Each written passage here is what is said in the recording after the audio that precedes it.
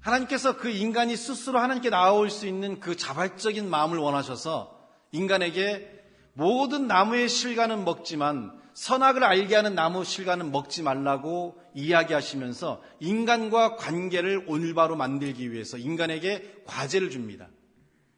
하나님을 스스로가 정말 사랑하고 하나님과 온전한 관계를 원한다고 한다면 인간은 하나님이 주신 약속을 지키고 더군다나 그것이 수만 가지를 다 인간에게 주셨고 그 중에 한 가지만 네가 취하지 말라는, 다시 말하면 인간은 수많은 선택을 하고 수많은 선택을 누릴 수 있고 수많은 하나님이 주신 것의 은혜와 축복을 누릴 수 있음에도 불구하고 하나님께서 막으신 그 하나만 선택하는 연약한 삶의 모습을 갖고 있는 것이 인간이라는 거예요.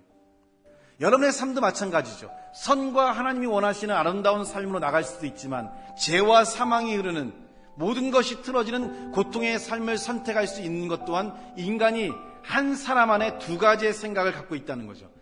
문제는 알고 있고 이 상황에서 어떻게 하는 게 더 좋을 걸 알고 있지만 그것을 쉽게 바꾸지 못하는 것이 인간의 연약함이고 그것이 인간의 연약함이라 그 삶에서 고통과 아픔이 떠나지 않기 때문에 하나님은 그러한 인간의 삶의 역사에서 그 인간의 삶을 변화시키기 위해 이 땅에 교회를 세우셨고 여러분을 불러주시고 그리고 여러분의 삶이 하나님이 주시는 은혜와 역사 안에 서기 위해서 하나님의 은혜를 여러분이 나눠주고 있다는 거죠. 하지만 문제는 수만 가지로 여러분에게 복을 줄 수 있는 것들을 하나님께서 준비해 놓으셨다 하더라도 그것을 선택하지 못하고 하나님이 원하지 않는 그걸 선택함으로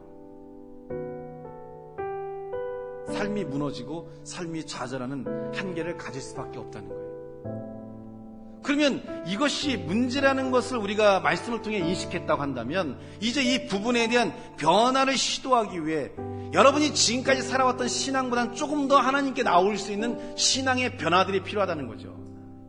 그래서 우리에게는 이 땅의 삶에 대한 이해를 바꿔야 돼요. 이 땅은 잠시 있다 가는 거예요. 우리에게는 영원한 저 하늘나라가 우리가 가야 될 본향인 거고 잠시 있다 가는 이 세상에서 저 하늘나라를 준비해 가는 것이 이 세상의 삶이니까 이 세상에서 가장 중요한 것은 저 영원한 나라에 갈 수 있는 영적인 삶을 준비하는 것이 이 세상의 삶의 가장 우선순위라는 거죠. 하나님의 은혜 가운데 있으면 여러분이 많은 사람들에게 아름다운 영향을 미칠 수 있어요. 여러분 안에 있는 그 사랑이 갖고 있는 그 힘, 세상의 기준에서 얼마나 능력이 있느냐, 얼마나 똑똑하냐, 얼마나 지식이 있느냐가 중요한 게 아니라 이 세상에 필요한 건요, 사랑입니다.